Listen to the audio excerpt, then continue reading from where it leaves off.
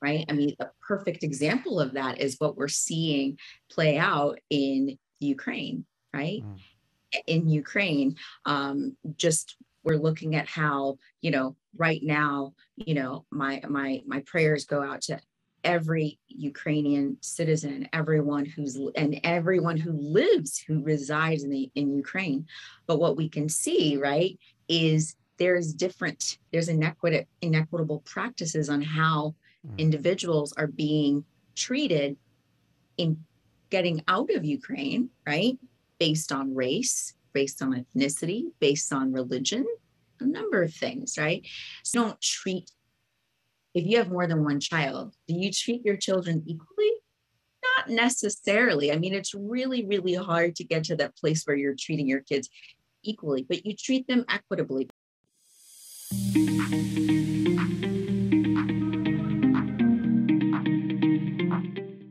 It's interesting to hear what you're saying there about um, already some level of bias kicking in there just by the way that you sound.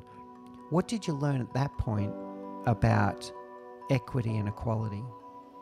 There's a distinction between equality and equity, and I think that's important for us to, just put that out there. I like to lay that out there. I think before we can even get to a place of equality to me is very utopian. It's great, Mm. but we've got to get to a place of equity, which means that all those systemic inequities that have existed for decades, if not centuries, have to be evened out. That's going to take a while. And then once we get there, then we can talk about equality. So what I learned from my own experience is that, yeah, I mean, just in my sharing that there is a broken immigration system, that was a clear, in a clear illustration of the systemic inequities that exist in different parts of the world. I can speak to the US, but I've done extensive research on immigration system in Australia, in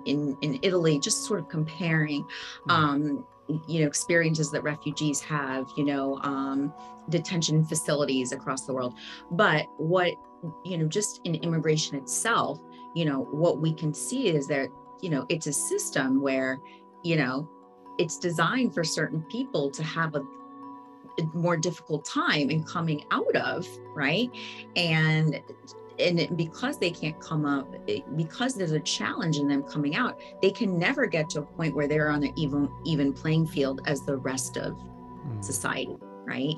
And one can look at, you can look at the demographics, you can look at the responsive of different groups of stateless people or immigrants from different parts of the world, different races, and you can look at how their experiences are different, right? Even in that, in the process of, seeking status in a particular country, right? I mean, a perfect example of that is what we're seeing play out in Ukraine, right? In Ukraine, just we're looking at how, right now, my prayers go out to every Ukrainian citizen, everyone who lives, who resides in Ukraine.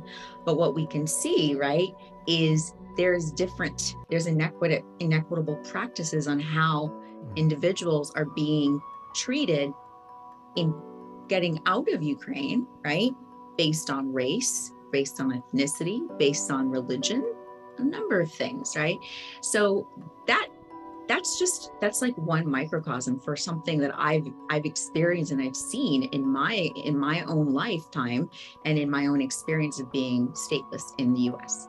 So that is what I learned, in my experience. Equity and equality don't mean the same thing. Equality cannot exist without equity. Equity requires undoing the systemic remediation. And systemic remediation takes time, and it requires the people who created the system, to acknowledge that it's not fair. But right now, that's where we're struggling. Not everyone understands why things are not fair, because if you're benefiting off of it, you may not understand why it's unfair or may not care. And it exists in a lot of different spaces, but certainly in the immigrant space as well. So equality is a wonderful principle, and it is about treating everyone the same. But we don't exist in a level playing field world. So equity is about making sure that we give everyone equal access to opportunity. So if some people need a different way to get that opportunity, then that's what we need to do. We need to level the playing field, so then we can start talking about equality. But we're not in an equal world. We're So not we need to be talking about equity much more.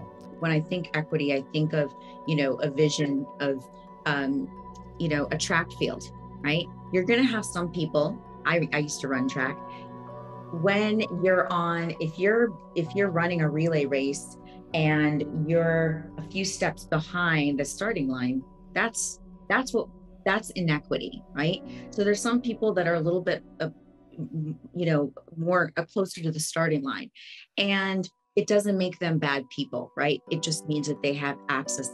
They have more access, and there are spaces that I exist in as a Black woman where I have more access. I have more privilege as a Black woman, even though there are spaces where I don't. But as a Black woman in America, as an American, I have now, knowing that, there was a time where I was stateless, I do understand the privilege of having citizenship in the US versus not, right? So that's one way of illustrating it. Another that I love is, and I always talk about is, we don't treat, if you have more than one child, do you treat your children equally? Not necessarily. I mean, it's really, really hard to get to that place where you're treating your kids equally, but you treat them equitably, because one child might need a certain type of attention on something versus another child, right? So that's really what equity is really figuring out how am I fairly distributing whatever resources, attention, whatever, to everyone, so that it feels fair. And when we get to that place, whenever that is, then we can absolutely talk about equality.